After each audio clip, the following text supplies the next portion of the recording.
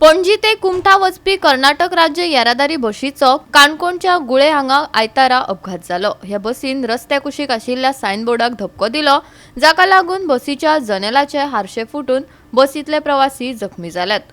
तांचेर हॉस्पिटलात उपचार चालू आसा। जाल्यार काणकोण पुलिसांनी बस आनी ड्रायव्हराक ताब्यात घेतला। पळयात देविदास गांवकाराचो रिपोर्ट।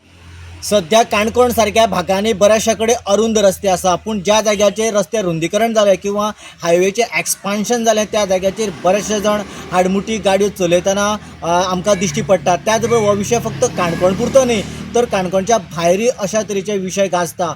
काल सांजेच्या 7 वरांचेर सुमार पणजे साकून कुमठा वचपाची कर्नाटकाची पॅसेंजर बस येता आसतना गुळे हांगासर पावली आनी थंयसर ती अकस्मातपणान रस्त्याच्या एका चड सायडीन गेली आनी सायडीन गेल्या उपरांत रस्त्याच्या सायडीन जे सायनबोर्ड आसा त्या सायनबोर्डाक ती घश्टत आयली आनी ताका लागून ह्या बसीच्या ज्या बाजून ही बस सायनबोर्डाक घश्टली त्या बाजूंचे पूर्णपणे ग्लास चक्काचूर जाल्या।